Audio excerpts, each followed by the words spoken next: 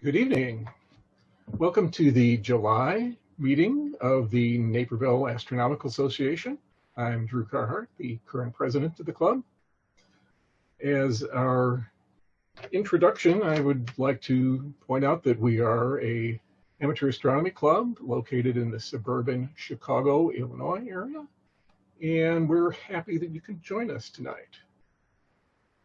If you haven't been with us before, you won't have heard these few announcements I'm going to make, and if you have been, pardon the repetition, but I want to tell everyone how to maximize your view. If you've not done this sort of viewing of Zoom through Facebook before, if you go down to generally the lower right-hand corner of your screen you're looking at, you're going to see a set of controls, and the center one is the maximize button.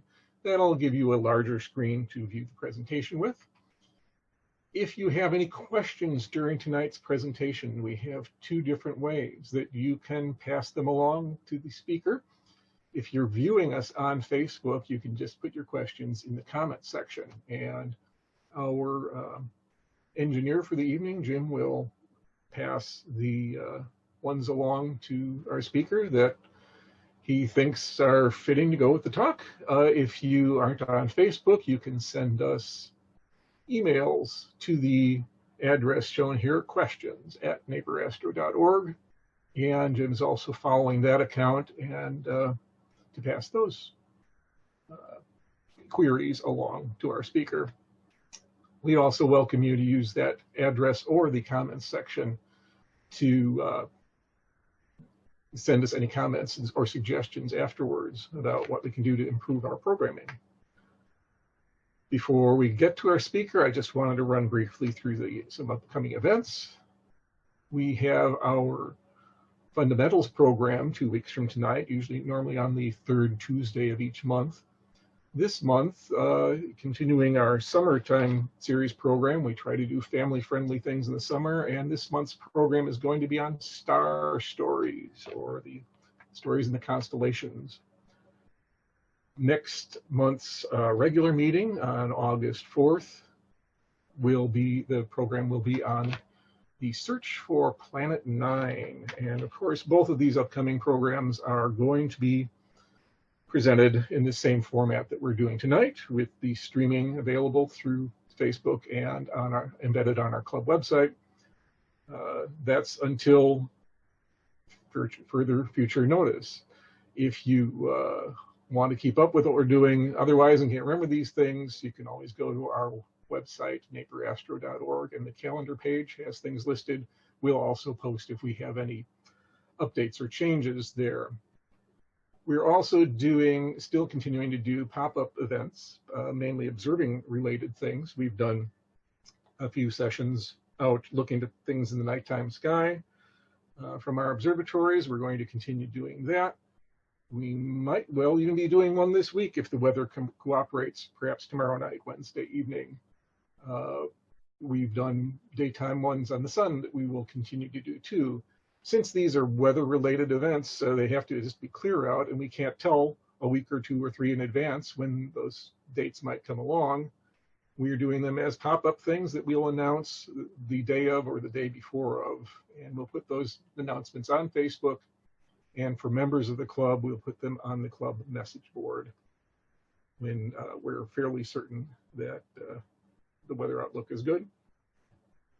This evening, we have a very interesting sounding presentation scheduled for you. Our speaker is Larry Bartoszek, and he is the owner of Bartoszek Engineering. And just as a brief bio, Larry has a dual degree in mechanical engineering and physics from the University of Illinois, and is owner of Bartoszek Engineering, a consulting firm which specializes in mechanical designs for the nuclear and high-energy physics research community worldwide. Bartoszek Engineering has worked for many national laboratories, universities, and governments on experiments all over the world. He has built machines up to 3 stories tall and 120 tons, as well as tabletop devices. And I'll add a note to that. you must take a look at their website and see the incredible work that they accomplished there. So without further ado, I'm going to turn over the screen here to Larry and let him take off on his programming.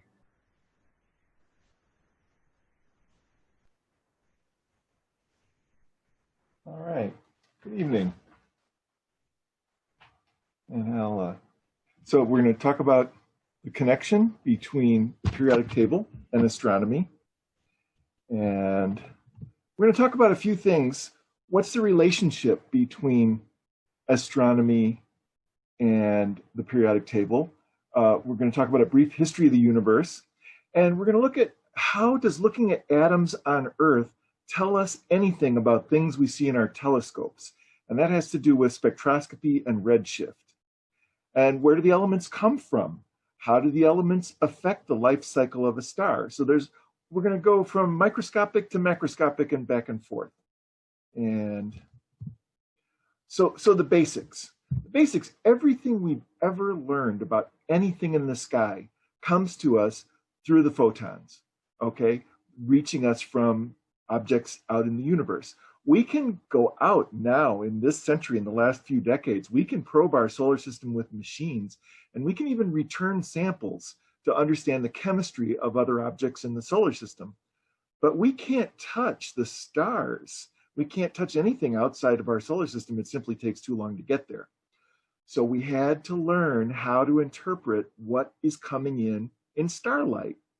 And that starts with understanding the relationship between matter and light.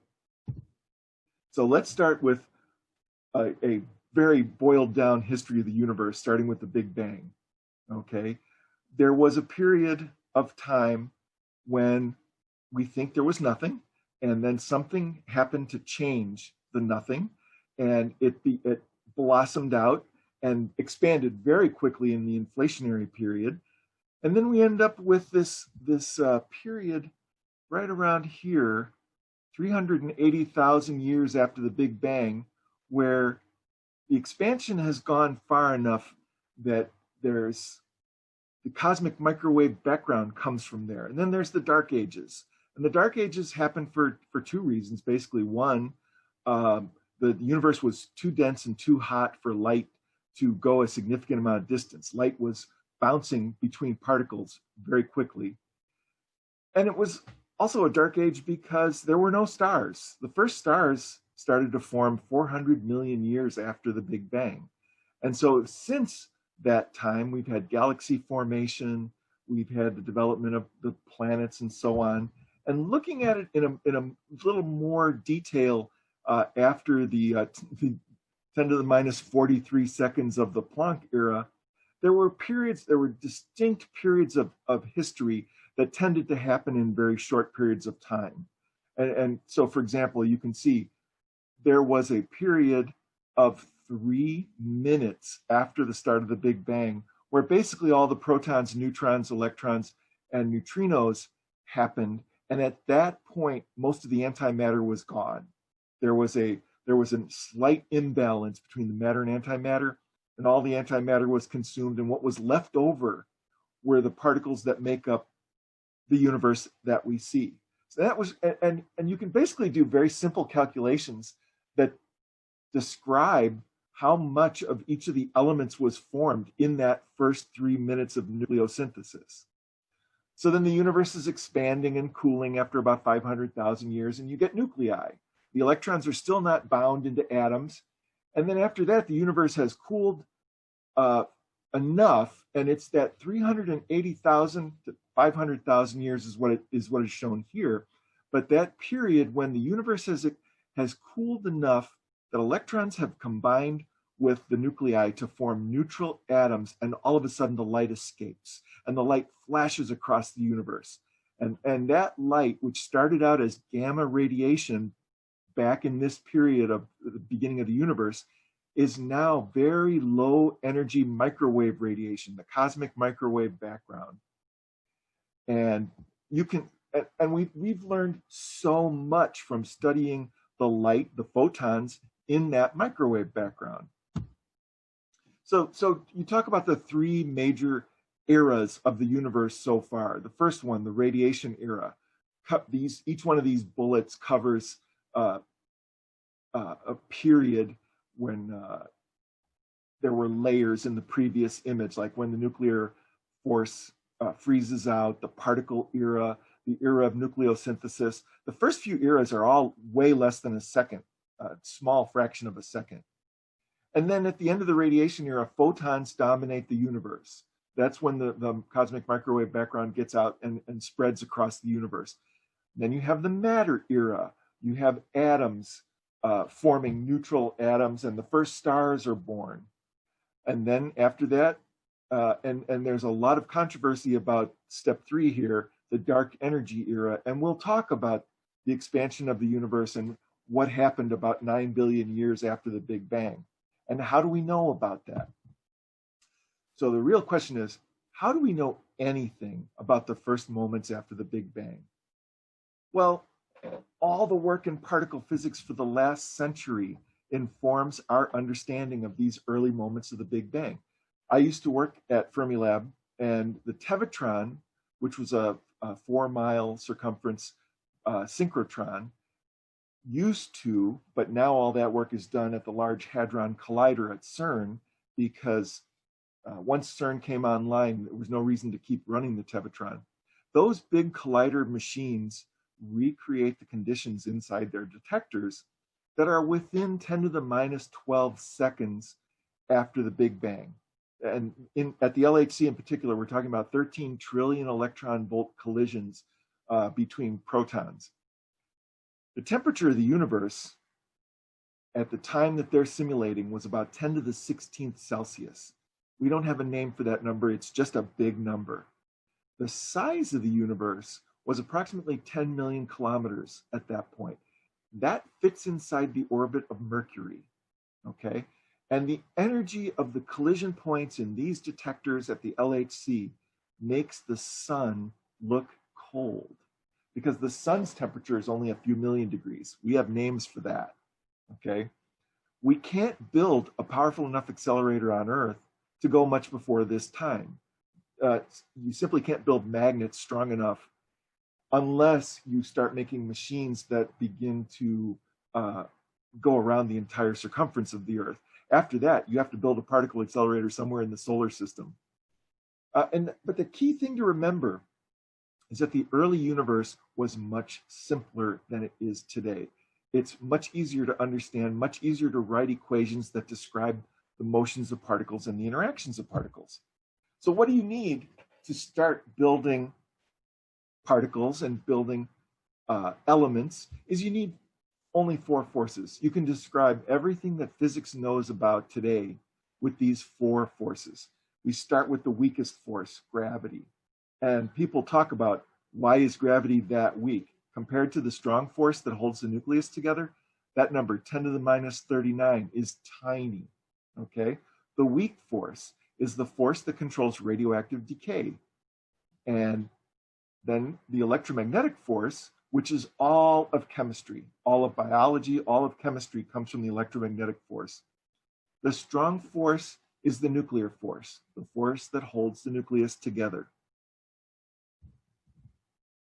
So here's a basic periodic table, okay? This is a simplified table that happens when you look at what are the fundamental particles that go into making the other fundamental particles. And you basically have two families that go to make up atoms. You have quarks, and you only need up quarks and down quarks to make protons and neutrons. And then you have electrons. And with those 3 particles, you can build all the atoms in the universe just by increasing the number of protons and neutrons in the periodic table. These other particles, nobody knows why we have 3 generations of heavier, less stable particles. From the up quark, you go to the charm quark, and you go to the top quark. From the down quark, you go to the strange and the bottom. No one knows why we have these other layers of matter, which don't form any long-lived substances in the universe. And then, of course, on the far right of this column are the exchange particles. The photon, which is the exchange particle for the electromagnetic force. The gluon is the exchange particle for the strong force. The bosons, the W and Z bosons, are the exchange particles for the weak force. And we don't even have the graviton on this table, because that's another shortcoming of our physics today, is we don't know how quantum mechanics or quantum electrodynamics couples with general relativity. We have two completely different theories of the universe today that we don't know how to connect together. But we've learned so much about a very small percentage of the universe that we know in great detail. Okay, so when you have that fundamental periodic table that I just showed you, you can build atoms out of it. So what is an atom? They're made from three fundamental particles. If you look at the charges here, if I have two up quarks and one down quark, I have a proton. If I have two down quarks and one up quark, I have a neutron. So if I have protons and neutrons, I can build the nucleus of an atom, and then I can make that atom neutral by having just as many electrons circulate around the outside of that atom as I have protons in the middle. So we have this picture. We used to draw atoms like solar systems, but quantum mechanics in the early 20th century told us they're not like solar systems. You can't really know exactly where the electron is. You can say things about it in a probabilistic sense. So we draw the electrons as a cloud around the nucleus. But we can know things like atomic diameters are on the order of 10 to the minus 10 meters, and nuclei are on the order of 10 to the minus 15 meters. So look at that difference of 5 orders of magnitude. That means if you were to expand an atom up to the size of a football stadium, the electrons would all be hovering around the outside edges of the football stadium, and the nucleus would be a mosquito in the very center of the stadium. So atoms are mostly empty space. So here's the periodic table that you've seen, okay? And what do you do with a periodic table? You start with the most basic and most common element in the universe, hydrogen, which has one proton and one electron. And by adding protons, These are the top results. By adding protons, you build the other elements in the periodic table. So you have 2 protons, you have atomic number 2, which is helium. You don't find helium with just 2 protons in it, though. You need neutrons to spread out the particles in the nucleus and have enough glue to hold them together. So helium comes in a number of isotopes, helium-2, helium-3, and helium-4, which are both stable isotopes. And that's the way it goes with the rest of the periodic table. Every time you add a proton to a nucleus, you create a new element. And if you look at another periodic table, the table of radionuclides, the number of protons in this graph goes up with the x-axis, and the number of neutrons goes up with the y-axis. And one of the things that you see, there's just some amazing things you see in this image. First of all, almost every element in the periodic table has many versions of it, and they all are different numbers of neutrons. So each one of these vertical columns are a single element, but the width of the column tells you how many varieties of that element come with a different number of neutrons. And the other thing you see is the black boxes very quickly deviate away from equal numbers of protons and neutrons. It takes way more neutrons to make stable elements. So this table shows that we have about 3,300 nuclides known. And of all of them, there are only 253 that have never been observed to decay. So what that tells you is most of the isotopes, most of the atoms in the universe want to decay. This chart also tells you how they decay. Do they do a beta decay with a positron or an electron? Do they do an alpha decay? And heavier and heavier elements have more choices of how to decay. But this chart has always amazed me because it tells you so many different things about the elements that the periodic table that you've seen doesn't show, because this periodic table doesn't talk much about isotopes, where this periodic table lists every single atom that you can form with protons and neutrons and electrons. So let's talk for a minute about electron shells.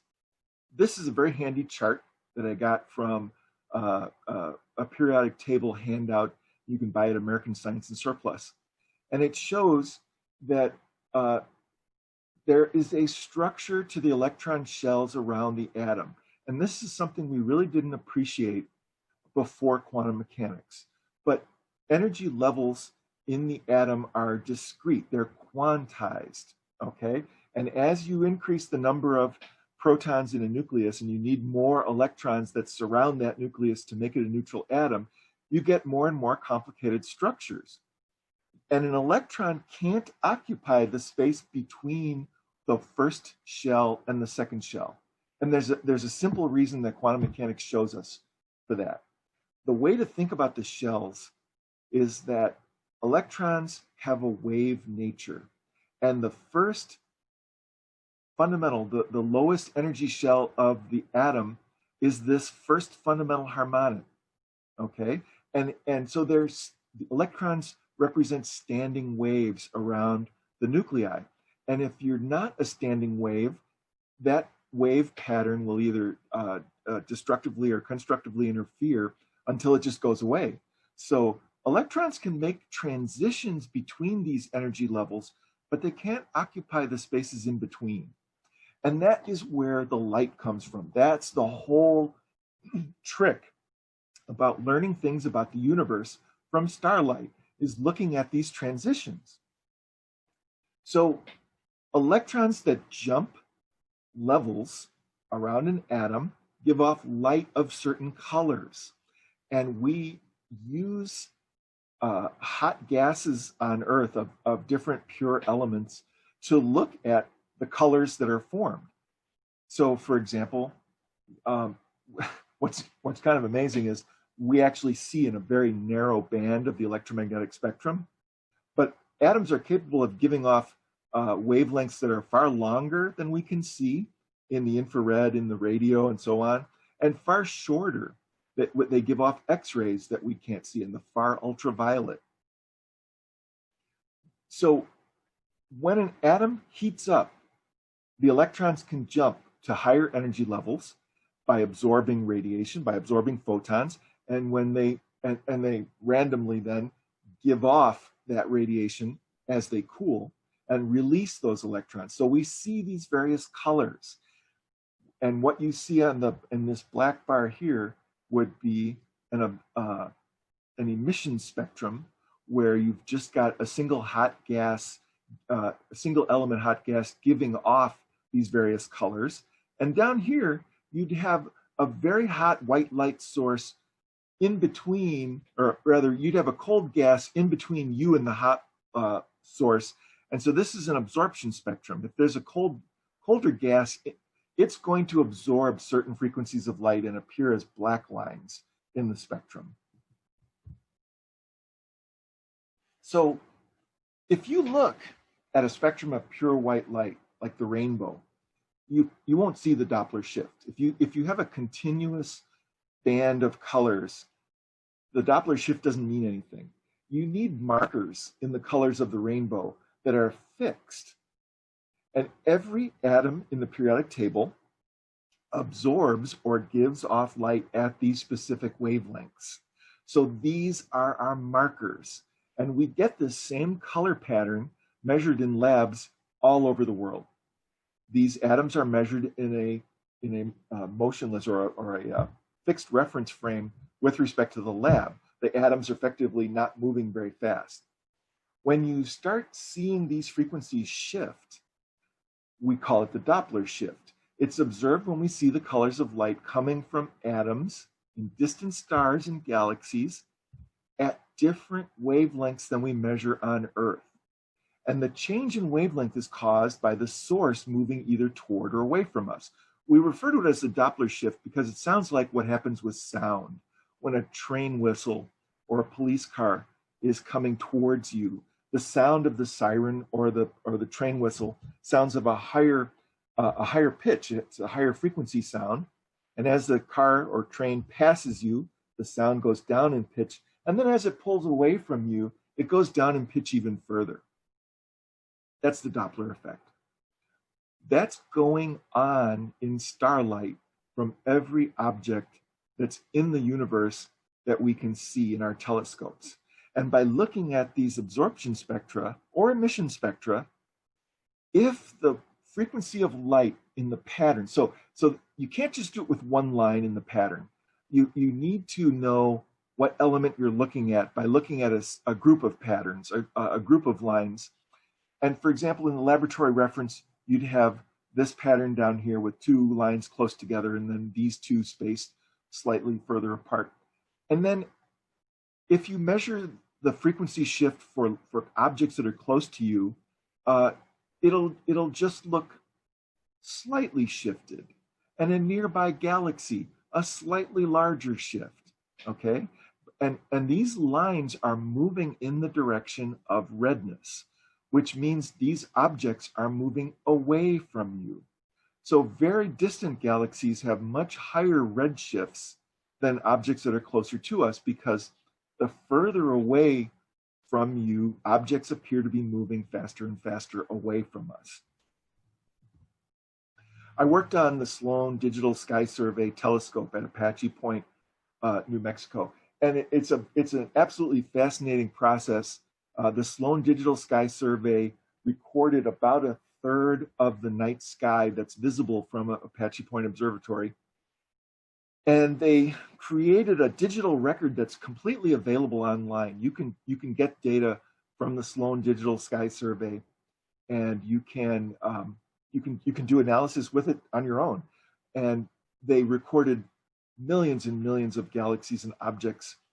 And they also, so not only did they create a photographic record that shows what the images look like in visible light, they took spectrums of each one of the objects that they wanted to. And it was a very interesting process. So there is what you see in this picture here is I'm helping to install a $4 million CCD camera that takes the pictures of the objects. There is another instrument, the spectroscope, that's put on after the pictures are taken. And what they would do, so my particular part in this job is I designed and installed the pneumatic latches that held the camera on. It's a little bit of a nail-biting device that is never allowed to fail, or a $4 million camera will fall off the bottom of the telescope. But what was the Sloan telescope process? One night, the telescope would scan across the sky, recording images with the CCD camera. Astronomers would look at these images, and they would select these objects for spectroscopic analysis. And then they would literally take a piece of sheet metal, a round circular plate called a plug plate, and they would drill holes in it for each object selected where it would be in the image of the telescope. And the camera was taken off. The spectroscope was mounted with optical fibers to each hole in the plug plate, so that if you were looking at a particular galaxy, only photons from that galaxy would go to that fiber optic. And on a following night, then the telescope looked at exactly the same patch of sky with the spectroscope and recorded the spectrum of each of the objects. And this is what a plug plate actually looks like. This is the piece of sheet metal with a bunch of fiber optic connectors on the back that would block the light from every other object except where there was a hole.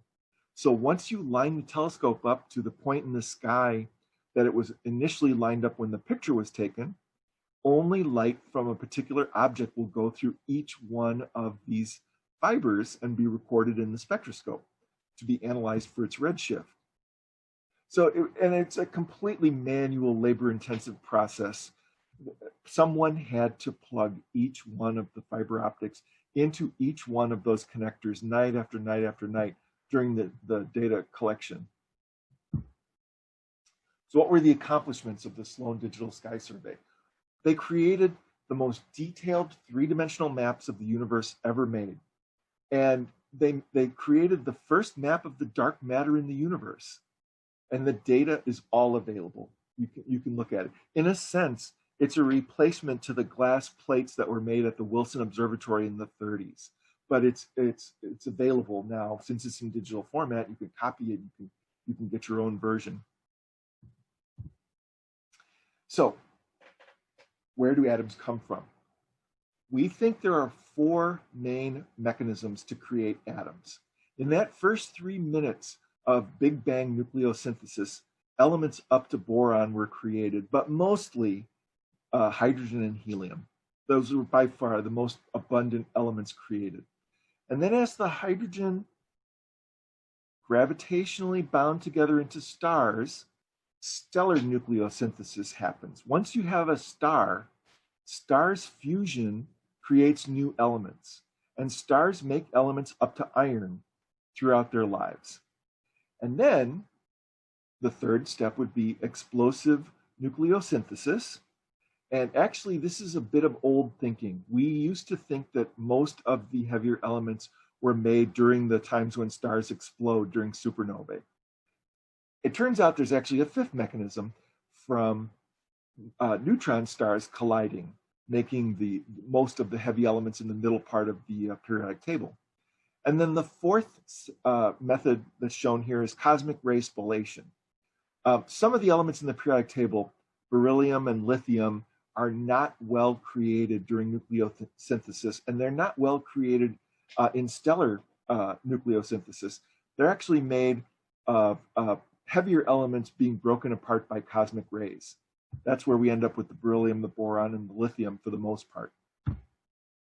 So this is an older periodic table which shows where elements come from. And so it makes a distinction between large stars and small stars. And you notice all the orange boxes for the heavier elements that are made in supernovae. We think that the situation is slightly different now. A newer periodic table has a whole band of yellow boxes for merging neutron stars. And there's a reason for that. A lot of these heavier elements require the absorption of so many neutrons in such a short period of time that there simply aren't enough neutrons available in supernovae explosions. But there are more than enough neutrons available in the collision of 2 neutron stars. So you still get the blue bands from supernovae and exploding white dwarfs. You get Big Bang nucleosynthesis basically for all the hydrogen, most of the helium, and some of the lithium. But you also get dying low mass stars producing some of the heavier elements, probably because they've got enough neutrons available. There's a process called the rapid capture process, or R process, that is required to make some of the heavier elements like gold in particular, and elements near gold. So this is a illustration, actually. This is not a telescopic image, but scientists finally saw 2 colliding neutron stars. The LIGO experiment is able to see gravitational waves emitted from colliding neutron stars, and they looked at a signal that came from colliding neutron stars and did spectroscopy on the expanding cloud of debris from that collision and saw the signature of gold. So that's definitely a sign. And a lot of gold was made in this incident. On the morning of August 17, 2017, a ripple in space, which is what a gravitational wave is, was detected by the LIGO and Virgo detectors. These are very large, very precise gravitational wave instruments. And the energy of this collision surpassed anything you can do with our colliders on Earth. When 2 neutron stars collide, it's just an enormous amount. And they refer to it as a kilonova. And so when they looked at it with optical telescopes, that's when you could see the signature of materials becoming platinum, gold, and the other R process elements. and that collision didn't produce a small amount of gold. It created 10 Earths worth of gold. So you get a lot of these elements. Now there's another problem. Scientists for a long time couldn't understand why calculations on lithium didn't match how much lithium we actually see in the early universe. And in 2017, a group of Chinese scientists solved the problem by analyzing the Big Bang and changing it from an ideal gas. If you assume that the primordial plasma is not an ideal gas, but something that deviates from an ideal gas, you can get the right amount of lithium. So we're really beginning to hone in on exactly what processes are necessary to create which atoms. So the connection between stars and elements. When a star first lights its nuclear fusion fire, it's mostly hydrogen. It's mostly the simplest atom in the universe. And the hydrogen clumps together. I mentioned the dark matter. People think that galaxies formed on filaments of dark matter. And the filaments of dark matter are actually vibrations in the primordial plasma of the Big Bang. So the dark matter enhances the gravity of an area, which allows the hydrogen to clump together, which forms stars. And when groups of stars clump together and form in the same area, we call that a galaxy. So the star burns this hydrogen, hydrogen atoms join together. And so if you have one hydrogen atom colliding with another hydrogen atom and fusing together, that's two protons. Two protons is helium. But when the hydrogen tends to be consumed in the life of the star becomes mostly made of helium and heavier elements.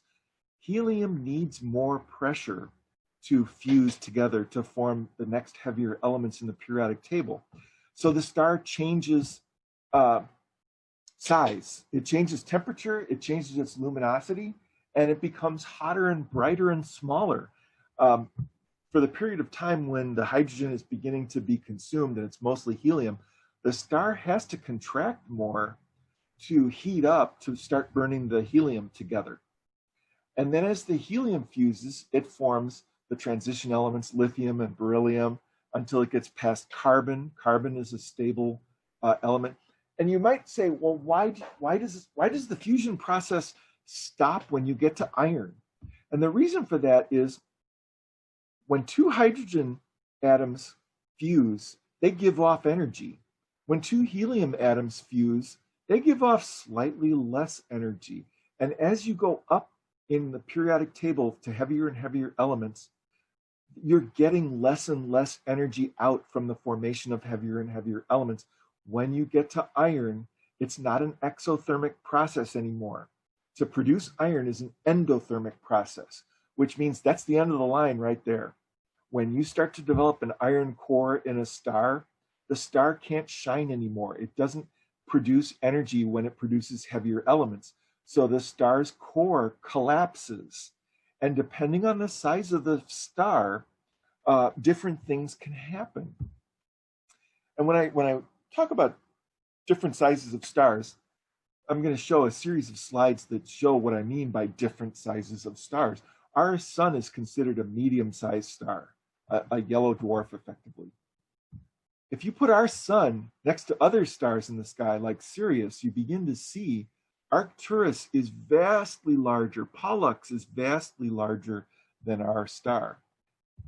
When you put those stars up against some of the biggest stars in the sky, and these are the red giants, these are stars at the end of their life, those are enormously larger. Sometimes they're larger because they actually have more mass. Sometimes they're larger because they've expanded. They've gone through a stage where shells of the star begin to blow out as different fusion processes happen inside. But typically, these stars have way more mass than our sun.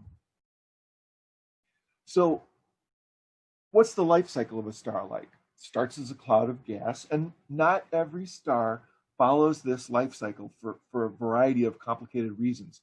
But so a star will enter the main sequence and become a star like our sun, which when it's burned up, its hydrogen and helium and other things and has an iron core, begins to expand into a red giant, and then shrinks down into a red dwarf, becomes a white dwarf. And if it's the size of our sun won't become a supernova. It's not big enough to become a supernova. It will just shrink and get cooler and cooler over the millennia. But if a star has about 1.4 times the size of our sun and bigger, it can explode. And it can form a nova or a supernova. And if it's heavy enough, the core that's left is a black hole. The process of going through a supernova is completely amazing and has a lot of detail to it that we haven't worked out all the details of. But I think what's probably most interesting about a supernova is that for a very short period of time, minutes to days, it can actually outshine the entire galaxy that it's in. That to me is just mind-boggling about the amount of energy released in a supernova. But it tells you that there's a lot of energy available to form heavy elements. Now, the planetary nebula that we're looking at in some of these things like the Crab Nebula and other things, those are shells of atoms that have been blown off of a star that has gone through this process. And sometimes stars do it more than once. Not always, but some stars are able to blow off shell after shell. The Crab Nebula, I believe that did it once. Okay, it went supernova and blew off all this material, which we can see expanding around it. But that's how the heavier elements got spread throughout the universe. And that's how the gas clouds that form solar systems have the kind of elements that form the planets. So this chart here is the relative abundances of the elements that were produced from the Big Bang to today. And it's normalized so that for some reason they thought it was putting the abundance of silicon at 1 million is right kind of in the middle. And so this is a log chart. These are actually powers of 10. When you look at hydrogen, hydrogen is many, many, many orders of magnitude more abundant than beryllium, like 10 or almost 11 orders of magnitude more abundant than beryllium.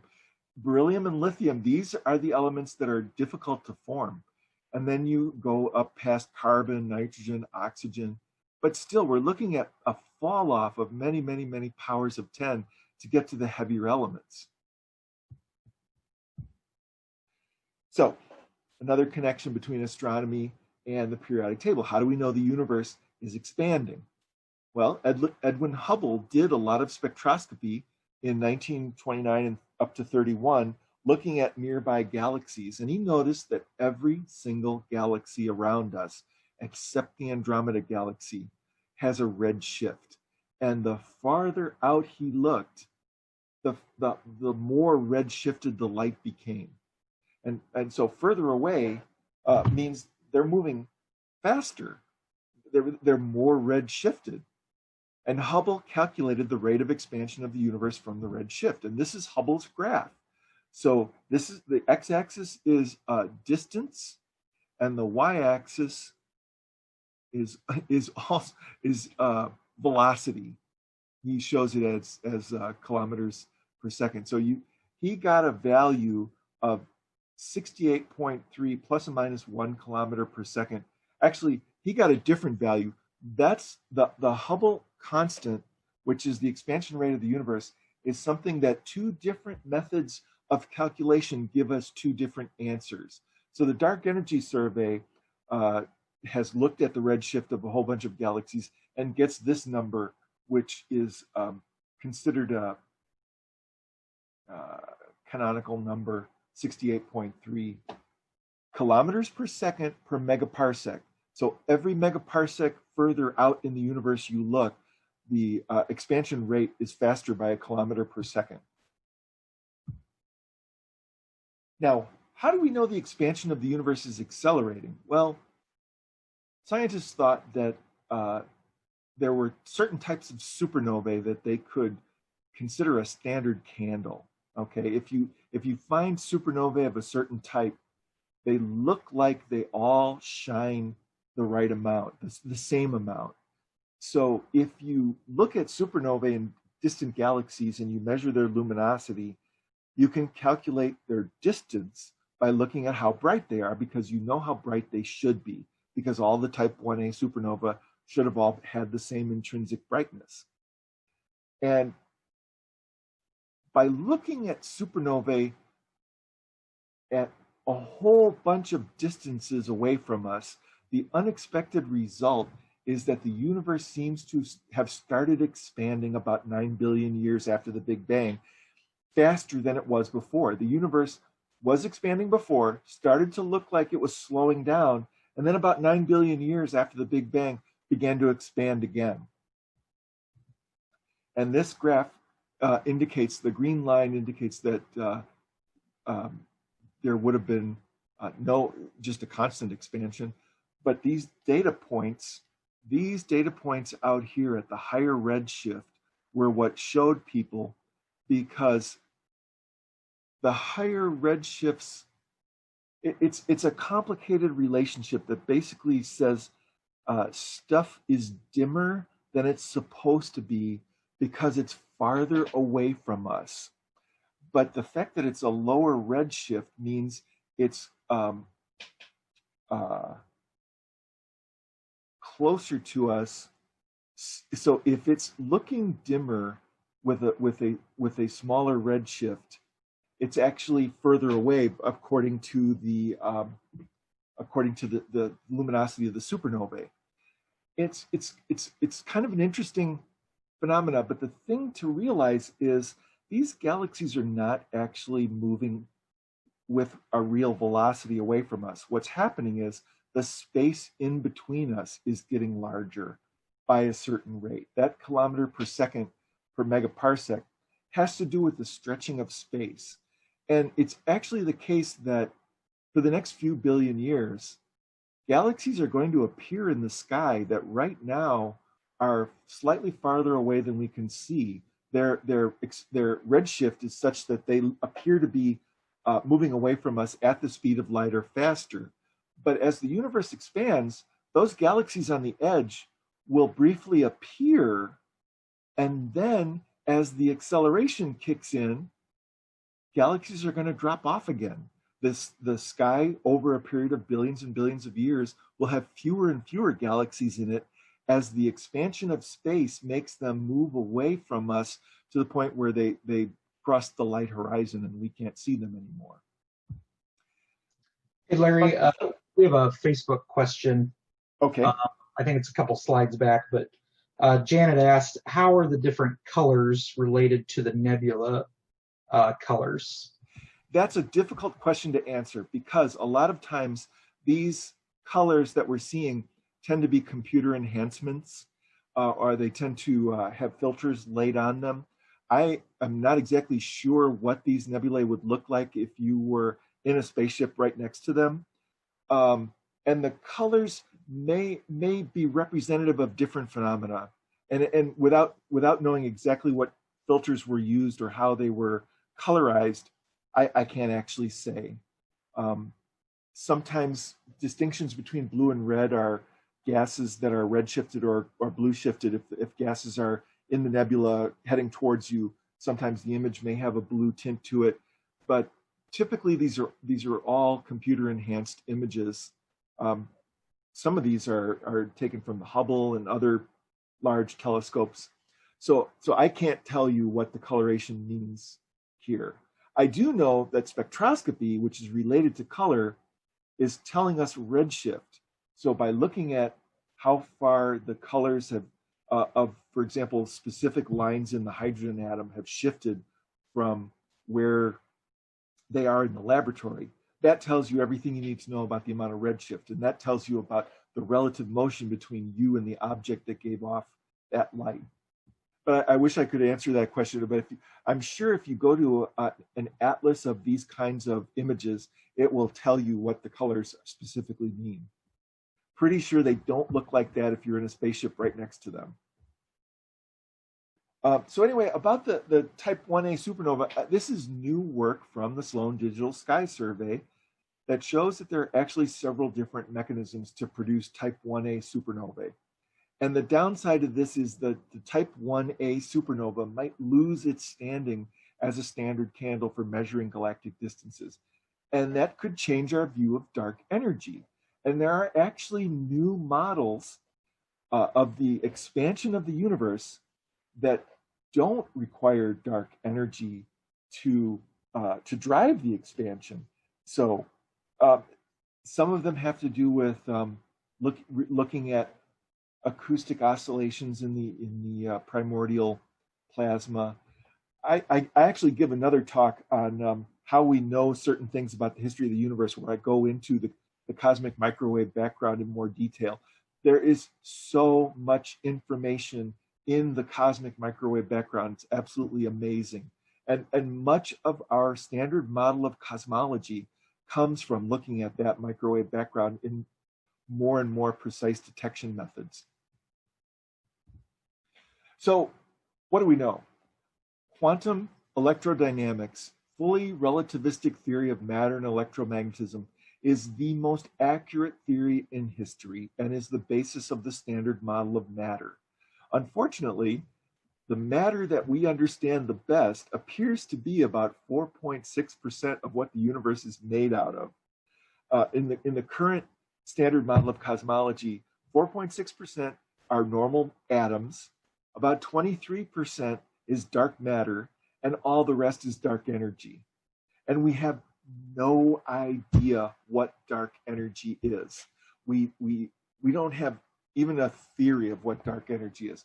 We have a number of theories of what dark matter is, and dark matter is on a much stronger empirical and theoretical footing than dark energy is. People have been using particle detectors to try and find what might be the dark matter particles, and we haven't found any dark matter particles yet. But the rotation of galaxies is a really solid piece of evidence for why there has to be dark matter. So we have this model called the standard model, which is amazingly accurate for the kind of matter that you and I are made out of, and doesn't tell you anything about the dark matter, doesn't tell you anything about dark energy. So basically, you're a ghost driving a meat-coated skeleton made from stardust. What do you have to be scared of? And that's what I have. I hope I didn't go too quickly.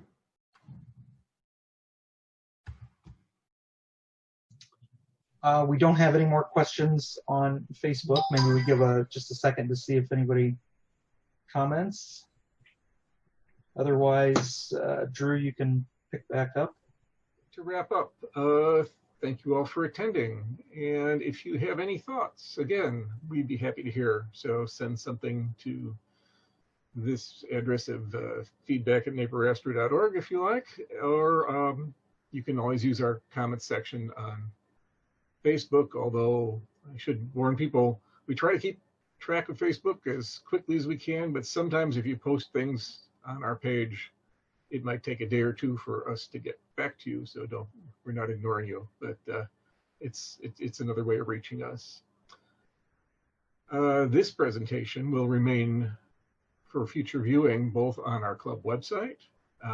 We have separated out our growing archive of previously streamed programs onto their own page on the club website. We're going to start putting the most recent one up on the homepage of the website.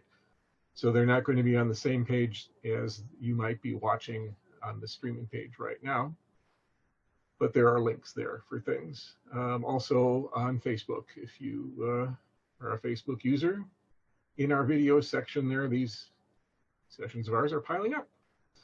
And I wanted to remind members that you got a notice in the newsletter, and I think one was sent out via the message board this afternoon, that we're having a virtual happy hour that you're welcome to join in on.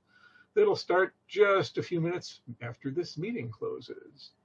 And that is tonight's meeting. This is our June regular program. We'll hope to see you soon on a pop-up event, And if not, if we don't have clear weather for those in the next 2 weeks, we will be here for fundamentals on the 14th, or I'm sorry, on the 21st.